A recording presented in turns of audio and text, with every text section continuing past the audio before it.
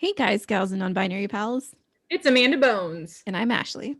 of How to Talk to Your Friend About Wrestling, the podcast on the Count Out Wrestling Podcast Network, a weekly show where we talk about all of our favorite things: babes, blood, and brutality. We also talk about other fun things, like is Kenny Omega finally too tan? And how much blood is too much blood? Because that looks like way too much blood. So join us on the adventure of teaching me, Amanda Bones, about wrestling. You're listening to a Count Out Podcast.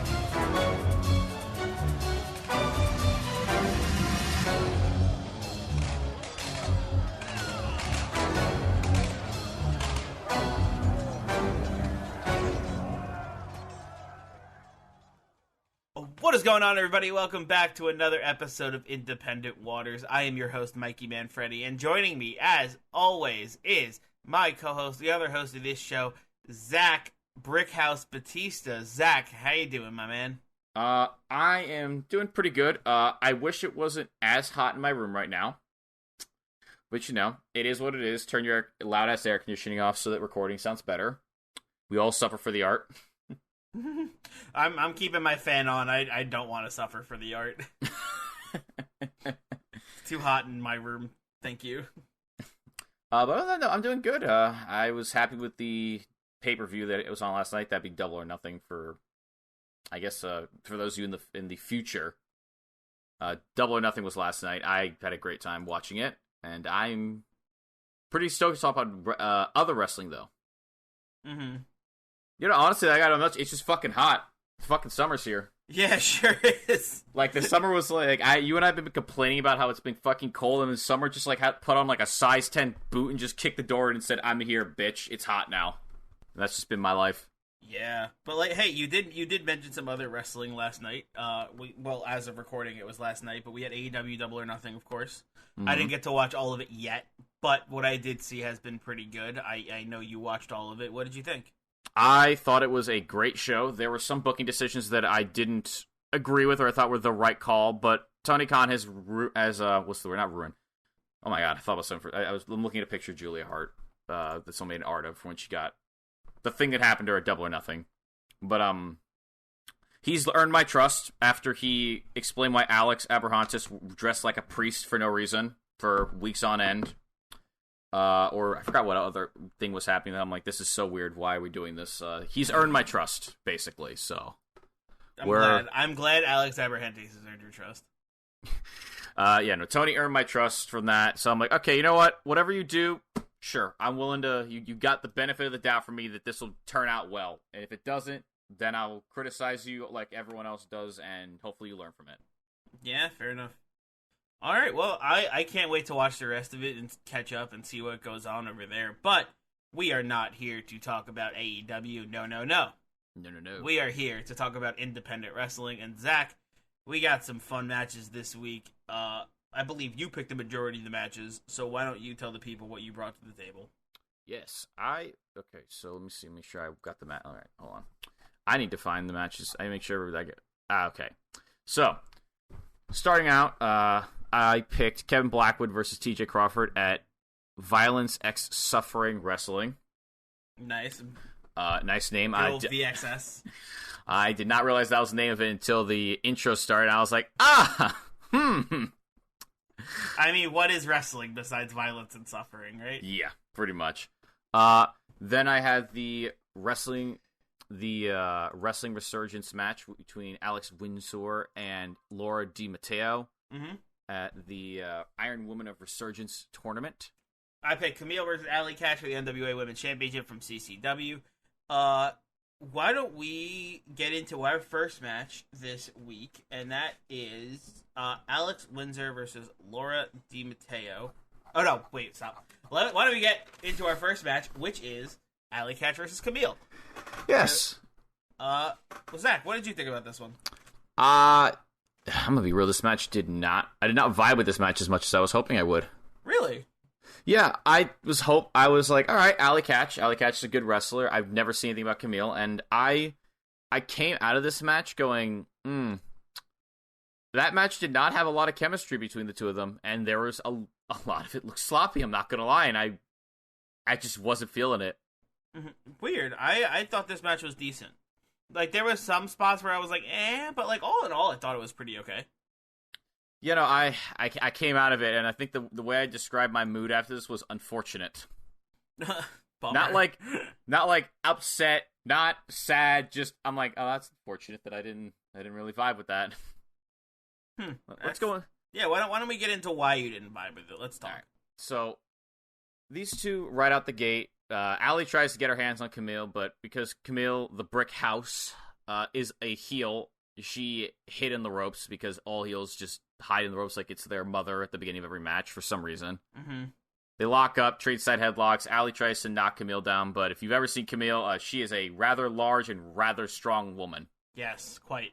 And because she is the brick house, she refuses to budge. Indeed. So Allie goes at this another couple times. None of them work. And Camille's like, I'll try with one of my own. Knocks her down. I love when they do it, and then they just do it again, and then they just do it again. They're like, one of these has to work. One of them, eventually. It's like and the person's just like, And they're like, all right, and fuck you. Yeah. They go back and forth after this, running the ropes, but Allie gets the upper hand by sliding between Camille's legs, and then she double leg takedowns her and cartwheel drop kicks her in the face. I remember this spot, me going, oh, that's a neat spot, and I watched her kick, and because of the camera, I saw that her feet, did not hit her at all, and I'm like, yes. Classic wrestling, where, it's like one of the first things I noticed, and I was like, Continue, though. Kamille rolls to the outside. She goes to grab her belt, because evidently Camille's like, I'm done. Fuck this shit, I'm out. Don't call me, don't at me. And the ref and Allie are like, well, that's not going to work for us. And they go, and the ref's trying to talk Kamille back into the ring. And apparently, the fans got really upset when Kamille started to taunt them, because the ref's like, oh, hold on, let me do crowd control. Turns their back to Kamille, who's like, well, if you're just going to leave me an opportunity like that. And she just clocks Allie with the belt. Mm-hmm. And I was like, I don't know why you felt the need to deal with the crowd, but I am amused. But that just, I've never seen a ref be distracted by the crowd. That's a new one. So, as a result, she dominates Allie by slamming her into the guardrails and steps before rolling her back into the ring, where she manhandles Allie, even though Allie gets a few shots in here and there. Camille's just overpowering Allie this whole time, really. Suplexes, slams, ropes to grind her down, along with some strikes. She locks her in a sitting head cravat, I believe is how I described it. Mm-hmm. Allie hulks up, gets the fans on her side, breaks out. And then Kamille knocks her down with a spinning roundhouse kick that I remember being like, I think this one might have been the decent one, actually. I was like, okay, that was pretty good.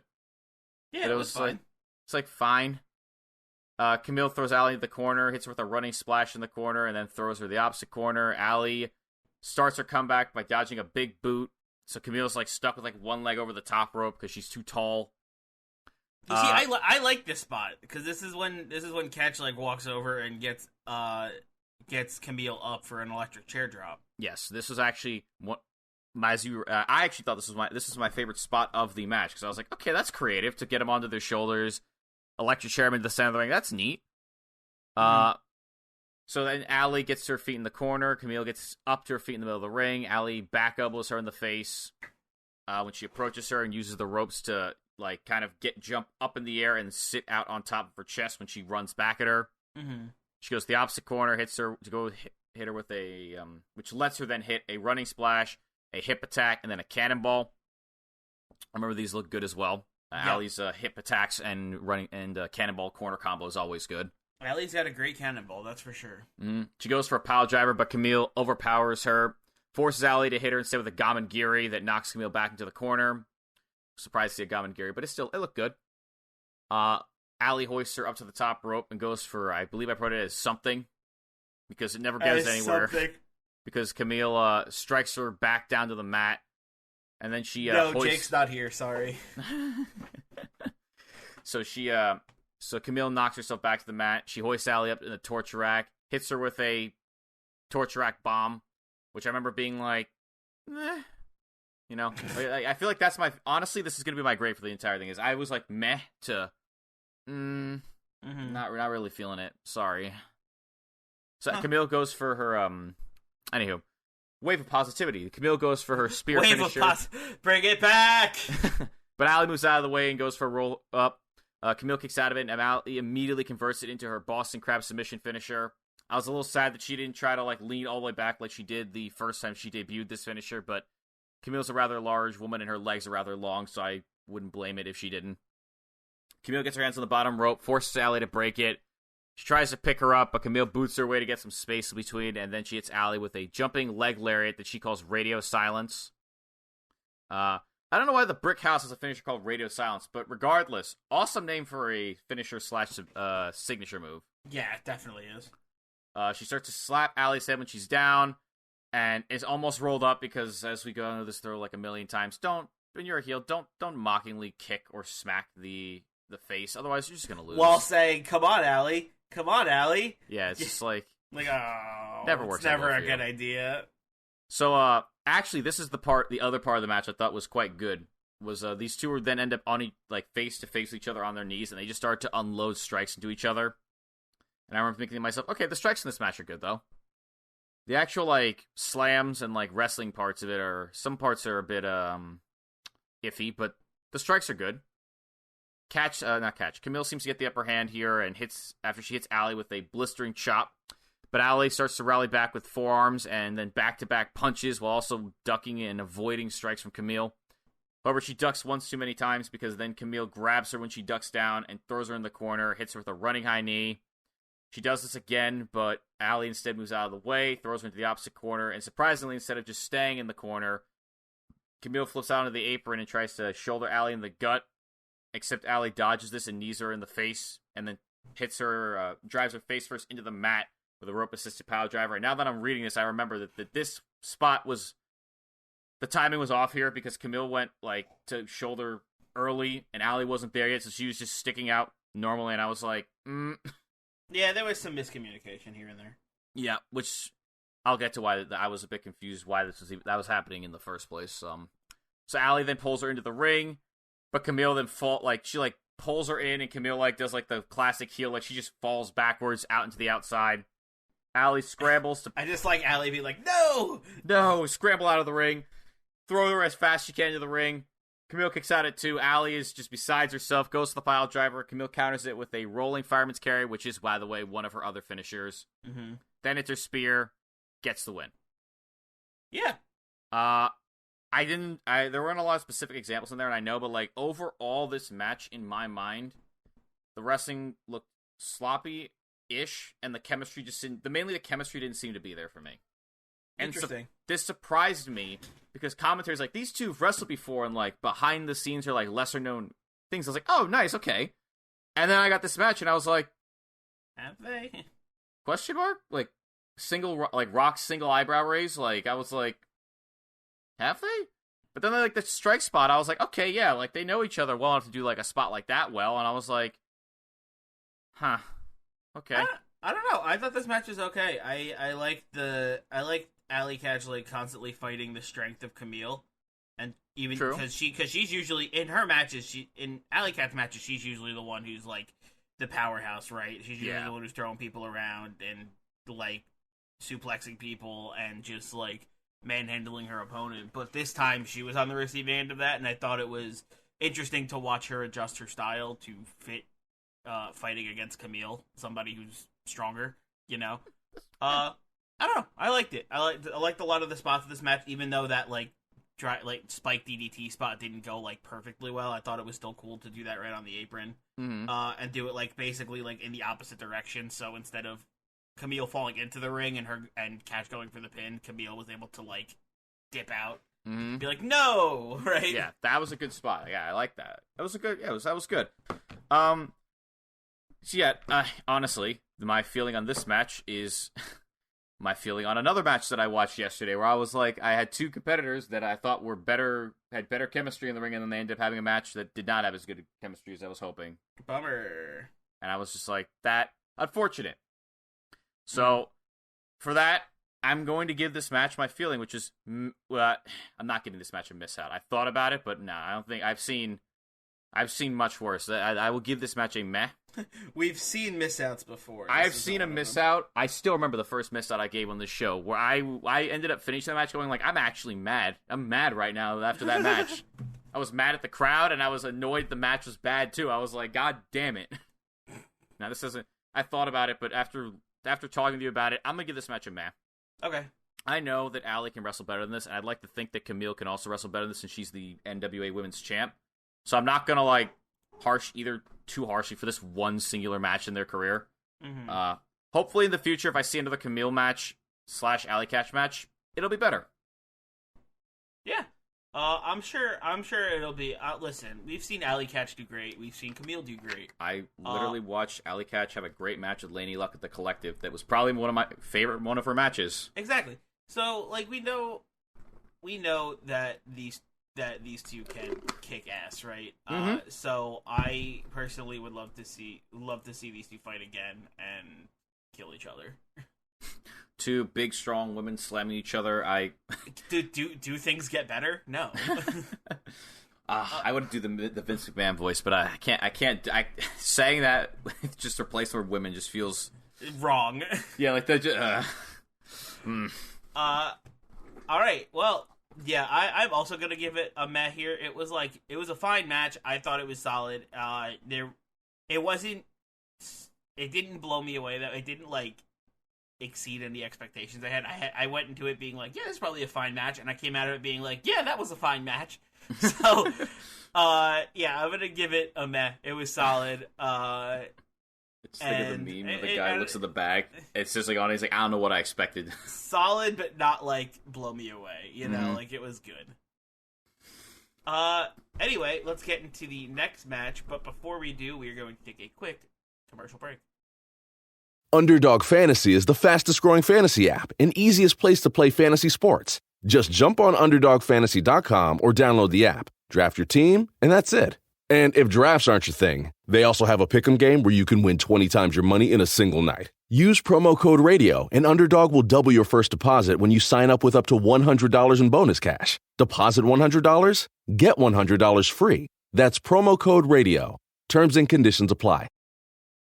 This summer, LL Bean invites you to simply step outside and enjoy the fresh air and sunshine.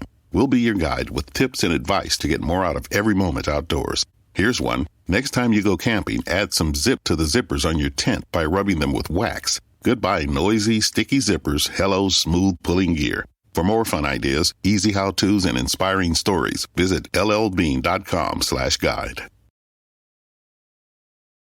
Now, welcome back. Yeah. Hi, we're back. Hello. Welcome back from your lovely commercial. I wonder what it was about. I have no idea. I actually don't. Yeah.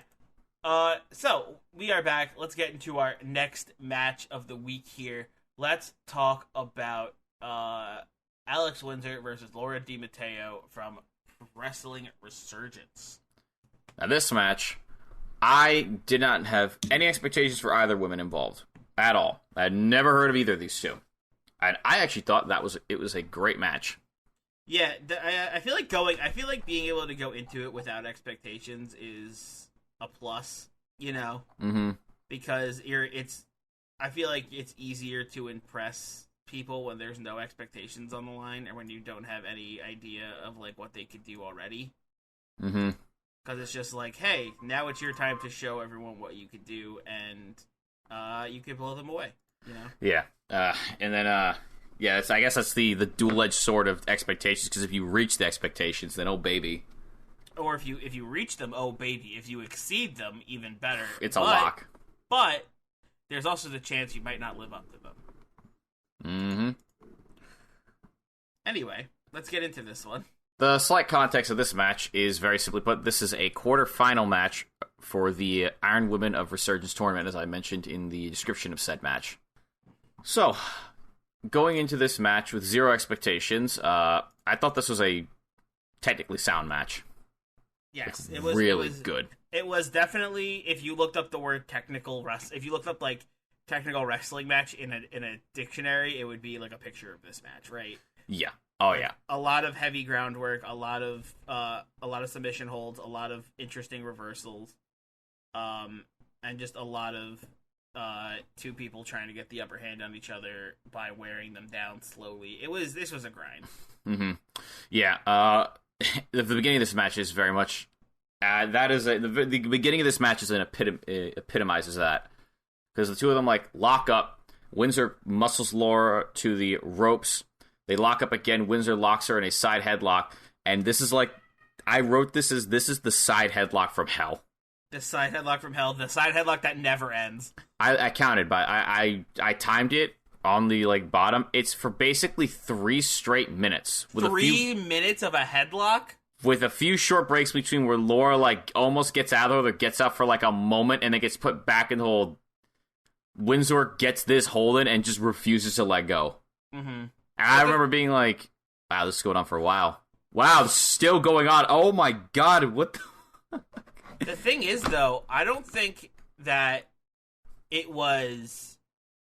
It was a 3-minute long headlock, but they kept it interesting, right? Yeah. Because the way... spiced it up. Yeah, they spiced it up because they included all the... They like showed a bunch of ways that Matteo was trying to get out of it, and how the Windsor? how Windsor just would not let her no matter what. Mm-hmm. And how she kept like transitioning it and like changing how she was doing it to keep the headlock locked in, and how no matter what Matteo did to get out of it, Windsor was like, "No, you're mine." Yeah. Right? Like pretty much, yeah. It was yeah, honestly, it got you rooting a bit for Matteo. It's like, all right, come on, you can get out of this. I believe in you. Like 5th or 6th times the try, right? 5th time's the charm, yeah. And eventually, she does. She's able to duck Windsor when she goes to grab and keep her in the headlock, and she knocks her down with a very impactful drop kick. Finally, the two separate. Yeah, after what feels like forever, but also not, because they did a good job at making the time go by.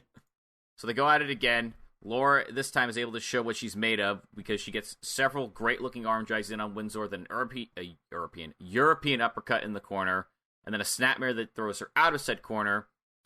She then misses a clothesline while Windsor is lying on the ground, and then counters an arm drag of Windsor's into to get a 2 count, which lets her then hit the clothesline that she tried on Windsor the first time when she sits up the second time. Mm-hmm.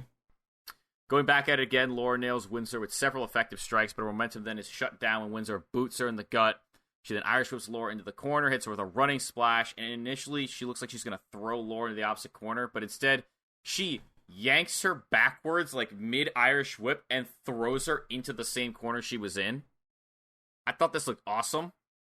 I agree. It was sweet. It caught me off guard, and I was like, why do more people not do that? Right? Like, I thought it was sick, right? It was just like, Irish whip, nope, stop, come back, and just, like, wail him on the turnbuckle. I could already hear Scorpion say in my head going, get over here. Get over here. Yeah. This strategy seems effective, so Windsor continues to beat her down the corner while doing this aggressive, like, get over here Irish whip into the corner in between strikes that she's getting in. She then goes on the attack when Laura falls to the ground. She yanks both of her arms behind her back and just cranks it. Puts her in a sleeper hold then, and then finally hits her with a trifecta of kicks in the form of a punt kick and 2 basement drop kicks to the face. So to get away from this, Laura is forced to go back into the corner. She tries to kick Windsor away from here, but what ends up happening is Windsor grabs her leg, takes her to the mat, and locks her in a mean-looking bow and arrow hold. Mm-hmm. That Laura counters by turning it into a pin. The bow and arrow hold is always so just like, it looks so brutal, man. It really does. Fucking looks painful. After she gets out of this pin, this hold with a pin, Windsor locks her in with a sharpshooter right afterwards. And then, out of nowhere, Laura gets like a good shot in, rolls Windsor and her to the mat, and locks her in a grounded octopus hold that she calls Veni Vidi Vici. What? That's an Italian phrase. Yes, isn't it? that is famous. Is it Julius Italian or is Caesar. it Latin? That is Julius Caesar's I came, I saw, I conquered. Right. Yeah. Great sounding name. Grounded octopus hole in the floor. I was like, what the fuck? I was like, ooh. And Windsor breaks out of this hole. I was like, but after all this, she didn't lock it in. No, she almost did. She nearly locks it in, but Windsor breaks out of it, clocks her in the face with a stiff right hook. And then Laura steps up, enziguris her in the face, super kicks her in the face, and then spikes her to the mat with the head first, the DDT. And now that I think about this in hindsight, this was a great spot because it puts in the crowd's mind the thing of like that, like just out of pocket, she could just get you on the floor and put you in an octopus hold, and then you're just fucked like that. You're done. Yeah, it's very much. I love it's one of those finishers that's just like it can happen suddenly and end the match quickly, and those are always those are always great. Yeah, flash finish. Yeah. Unfortunately, though, for Laura, when this momentum doesn't last because Windsor nearly picks her up and drops her with an air raid crash. Driver, I think I wrote it down because it's like an air raid crash up and then she like slams her like kind of like a falcon arrow. It's a bit odd, but nice. Unfortunately for Laura, this momentum doesn't last as much because Windsor nearly picks her up and drops her with a air raid crash driver, but Laura counters it with a roll up. Windsor kicks out of it, then she blasts through her with a punt kick to the chest. She goes back to her previous holds and again locks in that sharpshooter, but this time Laura is able to get enough strength to turn herself onto her back and then kick her way out of the hold, or I think she punched her way out of the hold. Upon getting off the floor, Laura spikes Windsor with a rope-assisted tornado DDT that Windsor did a very good job of selling. Yes. I remember being like, oh god, she's dead. Goodbye. Oh god. Oh no. Night. She's dead. Oh no, she's dead there. Oh boy. So then Laura signals that she's going for the win for the next room. She's just like the Undertaker, like throw it across the throat. She's fucking done. Windsor, though, counters said move. She's like, nope. By grabbing her mid-run and then slamming her down to the mat. She then hoists her up and then plants her with a massive powerbomb, but she somehow was able to kick out of this and mounts another comeback by super kicking Windsor in the face and stunning her with a very nice-looking code breaker. But Windsor kicks out again. So Laura barely drags Windsor up by her arm. Like, she's literally, like, got her by her arm and is just yanking her up to her feet. And just it looks like Windsor is, like, just resisting it, like, just barely able to hold on. She fucking headbutts Laura in the face as hard as she can. Just wham! And as Laura is just reeling from this, she grabs her and hits her with the fisherman driver, picks up the win. Yeah, the headbutt just, like, knocking her senseless was great. It's like, oh no, she's done. Then just it's like I wrote in my head. I thought of this. You know, in like Mortal Kombat, the X-rays where like the camera like you see the head like crack. That was what that was. And you see like you see like their nose like yeah, break or like their skull just shatter. Yeah, exactly. That's how I imagined that. Just like it like goes into the slow motion and it's like exactly. So good. Yeah, that's exactly what it is. That's awesome. But yeah, this match was sweet. Actually, I was really surprised by this match. There was a lot of great transitions. Like these two were really had a really both of these two had a really great technical game. But in the end, it came down to who could headbutt harder. Yeah. They in the bout of endurance. It's like they went through all this technical stuff, but at the end, it's like I'm just gonna headbutt you. Like it's like the most unexpected thing. You're like wait for your opponent to like go for like an armbar, and you're like, nah, I'm just gonna headbutt you in the face. It's like. Well, shit, yeah. I mean... yeah, right? Laura's like, okay, what hold is she gonna go for next? What should I be prepared for? Wham! Like... Wham! Slam! Done. It's like, my bad. Wham, bam, thank you, ma'am, if you will. Yeah, good call. You know, this match was great. Technical ability was on point. By comparison with the other match, this match was up. This was up right at my fucking alley. I was like, good technical ability, great crowd, good commentary, giving me back story from each one, because these two, if I recall correctly, do know each other because they gave each other signs of respect after the match. Yeah, and you know, it's got that quality stamp of approval for me. This match gets a high meh for me. I really like this match. I agree. I'm in the high meh camp as well. This match was awesome. These two really showed off. It really showed off how good they are at technical wrestling, and just showed off just how sick they are in the ring. Awesome strikes in this one. Yeah, it smacked. This was a good match, and I was pleasantly surprised by this one because, like you said, neither of us have heard of either of these two wrestlers before, but I am glad we have now. Mm-hmm. Oh yeah, you guys can't see it, but I'm just aggressively nodding with everything Mikey is saying right now. Yeah, I think Alex Windsor and Laura Matteo are absolutely going to be on this show again. Oh yeah, it's just a matter of time. Mm-hmm. But yeah, why don't we move on to our last match of the week? We have, but first let's take another quick. But first, let's take one more quick commercial break. I'll never get used. Just like it, but first. All right, we are back. We are here to talk about our last match of the evening, which is Kevin Blackwood versus TJ Crawford from VXS Wrestling Violence X Suffering. Zach, I believe you picked this match for us. What made this match stand out to you? Why did you pick it? I picked it initially just because I wanted to see a Kevin Blackwood match. Because in my head, I was like, he's one of those Japanese like wrestlers, as in like he's on the Japanese circuit, so all the matches he has are on like Stardom and stuff, and I don't have a subscription, so I can't find their match on YouTube because I have to look up the match in Japanese, and your boy don't know Japanese, so I usually don't get a match. But I found this one, and then once I saw him, and they're like, participate in AEW, I was like, yeah, you were on Dark. I watched a match of yours. Yeah, it was sweet. So I was like, okay, dope. Let's fucking go. Outside of that, the presentation for this promotion is interesting. Yeah, it was. I will say it did throw me off a little bit. I don't know if I like the effects and the shaky camera. Yeah, they had. I can't say I was a fan. Yeah, they had a. But it's unique. It is. They had like a VHS filter with like the Mortal Kombat like fight at the start of the match, and it was like in that for the rest of the match. Now see, that was cool. I like the little like HUD, like right, like heads up display on there, like with both the people's names. Like that was sweet. I don't know. They just put like a weird like video effect, like a weird like it looked like an effect where you're trying to make like you're trying to make your like high quality camera look like VHS. And like I didn't mind it. It was nice at the beginning, but there were points where like it had the VHS video lag on it where I was like, maybe keep that part. Maybe we don't need that. Maybe that technology stayed back where it was for a reason. For a reason, yeah. Maybe we don't need like maybe you don't need to commit too hard to that, you know? I appreciate the bit, but like this point in the odd situation, committing to the bit entirely. Maybe lean back a bit. But regardless, yeah. Unique, nice, I liked it. There's a much smaller crowd. The other match had, like, a decent amount of people. This one is just, like, a bunch of trainers, some members of the crowd, maybe, and the announcers. Yes. We'll get to... There's something about the announcers that happens later in this match that I want to hear your take on, but...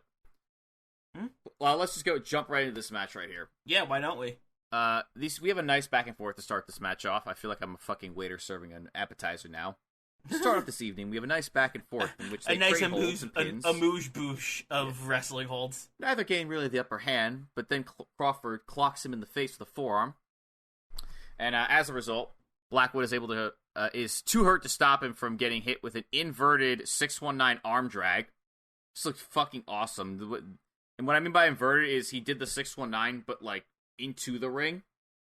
And again, another move that I'm like, I don't know why like more luchadors don't use this type of move. Like this move. Like this shit looked awesome. And then he gets drop kicked in the face. And from here, Crawford gets in a stiff kick to the leg, an elbow to the face, but Blackwood then hits back with a back elbow to the face, palm strikes to the body, and then he smacks him right across the face. As a side note, because it's throughout this entire match, Crawford had really, really great sounding kicks throughout this match. Yeah. Like that was his primary bit of offense when he was striking, and I was like, all right, man's got the Daniel. You found the thing you do really well, and you stuck to it. Man's got them Danielson kicks, or I'm like every kick, or the Bailey kicks, or every kick. I'm like, you could cave a chest in with that kick, probably. Yikes! Oh, I got like the yikes face on. So he gets those kicks. On the last hit, Blackwood winds up, and Crawford tries to block it, but he gets faked out with a spinning kick to the gut or in a running European uppercut that knocks him down. So Crawford decides to crawl back to the corner and retreat because he's the heel in this match. I didn't just say it, but like throughout the match, he's like talking smack. He really was confident in himself throughout this match. He has a particular spot we'll talk about later that I thought was nice.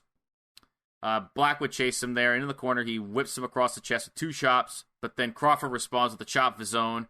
They go back and forth, exchanging chops, strikes, and control this match, like, from corner to corner. Like, they're like it's like 1 hit from Crawford. Blackwood grabs him, puts him in the corner. 1 hit from him. Like, they go all around the ring until they run the ropes, and Crawford causes Blackwood to wipe out with a knee to the gut. Like, he kitchen sinks him, pretty much. Mm-hmm.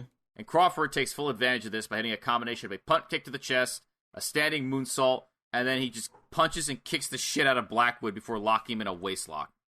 But Blackwood feeds off the crowd's energy, gets to his feet, and then Crawford instantly puts a stop to this with a brain buster that he beautifully rolls over into a cover. Buster. Followed by him, like, very logically, like, he's just like, I'll just roll backwards onto you and go for a cover. Like, I don't know why I like this sequence. It was such a smooth transition. Yeah, it was just like, I was like, shit, yeah, fair enough. Yeah, fair point. I could see that being like that's another one of my favorite things is when people have finishing moves that transition perfectly into covers. Mm-hmm. And that's the good shit right there. Yeah, that's the good shit. But, you know, despite that being the good shit, Crawford's still a cocky piece of shit. So he does. The only way I can describe it is he very arrogantly kicks Blackwood with the softest of kicks to mock him. Mm-hmm. Like, this man saw the face kicking, like, mockingly, like, shoving his boot through someone's face, and was like, nah, I'll just kick him very lightly. And I'm like, that. I'm like, that's even worse. I'm like, that's even more disrespectful, honestly, and I love it. You're gonna pay for it, but, like, yep. And of course, he goes to Blackwood. He lets him go. He's like, "Give me your best shot." So Blackwood takes say that. Full advantage of this, pummels him with forearms in the face, and then he just Germans him into the mat. And Crawford stumbles back in the corner, probably regretting that decision. Crawford's probably like, "Okay, that was really good." Yeah. Instant regret, like, "Give me the best you got." Yeah, that was good. Yeah, that's good. Yeah, that's good. He's in the corner. He gets drop kicked in the face right afterwards. He cannot catch a fucking break. Then he is able to shove Blackwood back into the corner, and he goes to powerbomb him. But then Blackwood kicks him in the face, knocks him away, follows it up with a drop kick from the second rope. And then after that, Blackwood is able to successfully hit Crawford with that powerbomb that he went from before. But Crawford kicks out of it. Yeah, that powerbomb was sick, though. Mm-hmm. So Blackwood then tries to lock him in the half Boston Crab. But instead, Crawford kicks him off of him, nearly rolls him with a cradle afterwards when he goes after him again. They both get up, briefly go back and forth with blistering shots to each other. And in the end, Crawford comes out on top after he throws Blackwood off of him, and when he goes for a half-and-half suplex, because it causes Blackwood to stumble back into the corner. And then he gets blasted with a Shining Wizard to the side of the face. And then as he's, like, turning around, Crawford, like, just goes back to the opposite corner and just hurls his whole body into his back. And then he slams him into the center of the ring with what I describe as a blue thunder Uranagi. Like, he picks him up and he spins him like a blue thunder bomb, but then he grabs him in midair and he just slams him into the mat. Awesome. Yep. Like, it really felt like Crawford was busting out everything in his arsenal to put Blackwood away, because Blackwood had withstood the storm of kicks that he had put him through before. Yes. So then Crawford gets his feet first. Blackwood desperately tries to stop any more offense at this point by clinging onto his legs, so Crawford just slaps the back of his neck over and over again. But yeah, Crawford, he was laying those slaps in, huh? Mm-hmm. Homie was like, "Get the fuck off my fucking leg." You just like, bah, bah, bah, bah. But Blackwood pushes through it, stands up, he's got a hold of his leg now, and Crawford just slaps him across the face just over and over again, until he finally makes him let go with a forearm to the face that knocks just the absolute sense out of Blackwood. And just as Crawford hoists him up in a fireman's carry, Blackwood takes him down with an inverted DDT, where he he jumps over his shoulder, gets him in the inverted DDT position, and then he just forearms him into the canvas. Mm-hmm. Then he grabs him, picks him up, drops him with a Death Valley driver. Crawford, though, kicks out of it somehow. So Blackwood's like, all right, all reliable, go to the top rope. And Crawford does everything in his power after this to stop Blackwood from hitting whatever the fuck he's going to hit. Whether it's a Pele kick on the top, onto him when he's on the top rope, or super kicking him, or just going up there himself. The guy was like, I'm not getting hit by this. That's not Fine, fucking I'm going to do it myself. And in the end, Blackwood tries to sunset flip power bomb him off the top. But Crawford holds on, barely. And then he moonsaults onto his back. Like, Crawford just jumps and lands on Blackwood's back. Punt kicks him in the back more because fuck you, I guess. Yeah, it just like a big jumping punt. It's just like, yeah, just get him, right? Like, Yeah, fuck you, dude. Like, I was like, Crawford's like, go fuck yourself, dude. These two then square off again. Crawford goes for his bread and butter kicks. Except this time, Blackwood dodges said strikes. Locks in the Boston Crab. Actually, hold on. Crawford goes for his bread and butter of strikes, because strikes are like his shit the whole match, besides kicks. Mm-hmm. Blackwood dodges them, locks in a half Boston again, except oddly enough, this is the part I was confused by. Why the hell did the video cut to a still shot of the commentary team?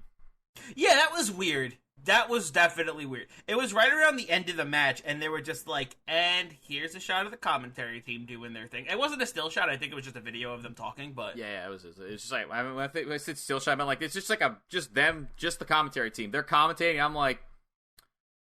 Yeah, it was odd. It seemed like really out of nowhere, and like it didn't add anything to the broadcast. It didn't at all. Because like, I was just looking at the other screen, I was like, okay, the screen I was looking at is now smaller, because they're not contributing anything to the conversation. Yeah, they just did picture in picture for like no reason.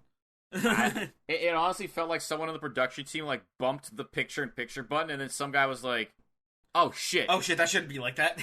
Hold on." Like without the commentating team doesn't even like acknowledge it. It just happens and it's gone. Yeah. Anywho, back to the match. Crawford starts to get out of this Boston Crab, and Blackwood tries to convert it into an STF, but he's unsuccessful, unfortunately for him. So they get back on their feet, and Blackwood holds nothing back. He hits a filthy sounding forearm to the face. Mm-hmm. But it's not enough to stop Crawford, unfortunately, because Crawford, in response, nearly knocks him out with a roundhouse kick to the side of the head, and then he plants him with a fireman's carry driver and picks up the win. Yeah. I very much like this match, and that's despite the fact that I lacked any context of who these two are, why they're fighting in the first place. Like, this match overall as a whole was very well executed, except for the sunset flip spot that I didn't mention because it was the only blemish, because it looked like Crawford almost lost his grip on the top rope, and then I wasn't sure if he was supposed to land, like, knee first onto Blackwood's back as he was getting up, but props to Blackwood and him for just rolling with it. Yeah, they rolled with it and ended up coming out with a pretty good-looking spot afterwards, I think. I came out of this match going like, again, as I do with many of these matches that I have a good first impression of. Yet I would not complain if I got a TJ Crawford or Kevin Blackwood match again. Mm-hmm. Yeah, definitely. I would love to see another one. These two really killed it, and I thought they put on an awesome wrestling match. Personally, even though Danielson will never do dark, I would actually like to see Crawford versus Danielson just to see how those kicks will go. I wouldn't put it past Danielson to do maybe dark. Black. Maybe Malachi. That'd be cool. Mm-hmm. Oh, yeah, that would be sick. But anywho, I don't think I said it yet. The match gets another high met for me. Yeah, I think I'm in the same boat. Definitely a high met for me too. It was definitely solid. It didn't hit that mark out threshold for me. I wasn't like, oh my god, this match is absolutely insane. But like, I was impressed. Yeah, that is for sure. I was pleased with that being the theme of this week of me going out being like, I did not know anything about either of these two, and I am going like, I'm impressed. Yeah, I was very impressed by TJ Crawford. For me, I'm not trying to say that one was better than the other, but for me, I think TJ Crawford stuck out to me personally more. But I would love to see either one of these guys again in the future. Hell yeah. Well, we had a pretty good. I think we had a pretty okay week this week. It's another episode in the books. Yeah, another episode in the books. Yeah. Oh god. Hit the books. Hey. Hey, coming back with the references. Oh, man. R.I.P. Hit the book. You existed. You existed. It was the catalyst. Yeah, you launched the whole Count Out Network. Thank you. And then you left. And then you left when the time came. And you did your job, and we appreciate it. Anyway. That is it for this week's episode of Independent Waters. Thank you so much for listening. We, of course, have to get to the plugs, but first, we're going to give you a little preview of the matches we are going to bring you next week. This time we both picked one match, and we have another recommendation this week.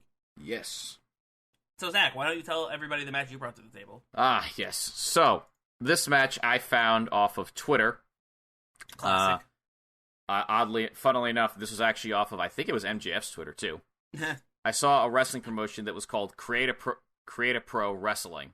Mm-hmm. And I was like, that's a fun sounding name.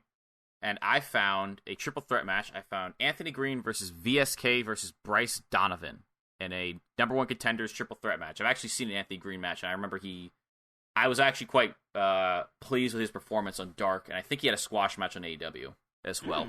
Interesting. So I'm quite, I have, not high hopes, but like I have hopes that this is a good match, because triple threat matches can be fantastic.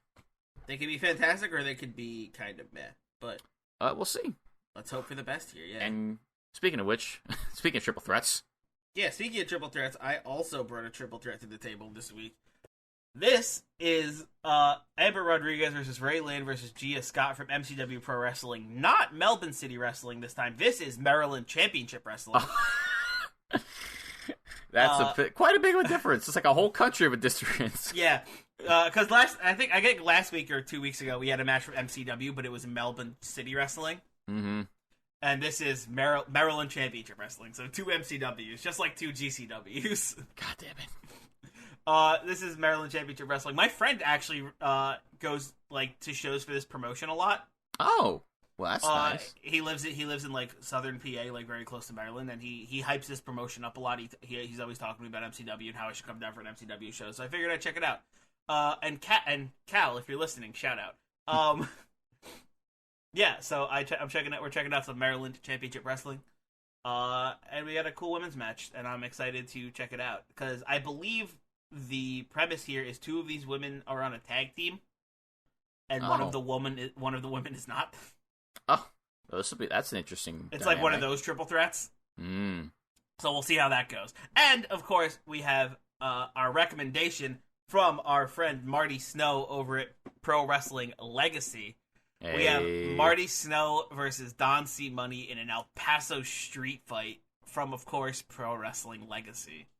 I am quite interested to see, because based on the match in general, because based on the picture, it looks like a cinema style match. Yes, it looks like a very cinematic style match, and I'm excited to see how PWL handles one of those. Because we've had one cinematic style match on this show, and it was pretty good.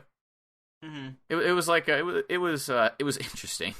It was interesting. But it was the Orange Cassidy one, correct? Oh no, it was the one with it was the Matt Tremont thing. Oh, the H2, right? We had the H2O one. We also did an Orange Cassidy one a while back. Oh yes, we did. Oh my god. From Beyond. Yeah, Jesus, holy crap, that's really. Yeah, that was a while ago.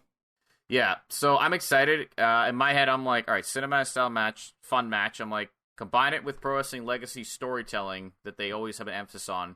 Could potentially be a banger of a match. This could potentially be a pretty awesome one, and I'm very excited to take a look at it. Mm-hmm. So yeah, that is what we got going on next week. So tune in then, and you should subscribe to this podcast as well as all the other podcasts here on the Count Out Network, just like Pure, Bring Post Radio, How to Talk to Your Friends About Wrestling, Your Dose of Death, Okada Shorts. We have all kinds of content for all kinds of wrestling here at the network, so I'm sure you can find something you are interested in, so go check out the rest of the shows here on the network, and go follow the network on Twitter at CountOutPod, and follow us on Twitter at Indy Waters. If you want to see links, if you want to get links to all of these matches that we talked about on the show, and follow the rest, and we tag all the wrestlers that are in the matches as well too. So if you want to follow them, you can go check out our Twitter because we shout them all out and give you their acts. So if you want to follow those guys on Twitter, follow them too. But to do that, you have to first follow Indy Waters because we send out all the tweets. Also, you can go follow the Count Out Network on Facebook and visit our website, countoutpod.com, where you can visit our store. You can become a member of the Count Out Network, which gets you exclusive content for $5 a month.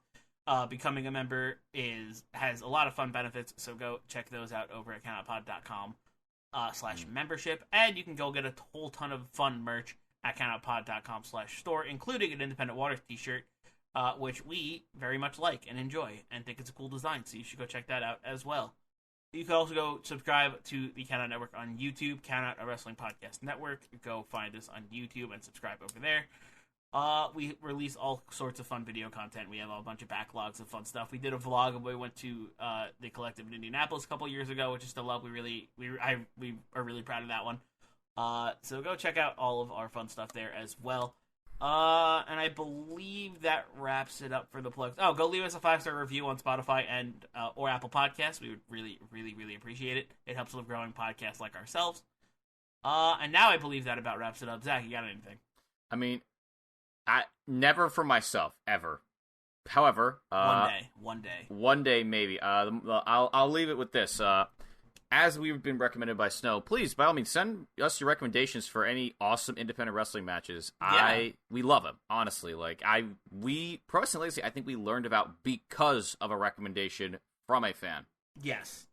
And it's an amazing indie promotion. So yeah, if you have a suggestion of an awesome match that you think we may not have covered, by all means, hit us up on Twitter. Let us know what you want to. Let us know what you want us to watch. I would love to see more wrestling. Nothing is better when a fan shows us a hidden treasure of a match that's just in the sea of wrestling matches on the internet that populate YouTube in general. There's so many different wrestling matches on YouTube, and it is so hard to find matches sometimes, and we would really appreciate it. We would love to see what kind of wrestling you like, so we can check it out and see if we like it as well, because, we can never have enough wrestling over here. Mm-hmm. Hell yeah. All right, well, since that is everything out of the way, that about wraps us up. That just leaves me with one thing left to say, and that is to remember that there is a gigantic sea of independent wrestling out there. So never stop exploring.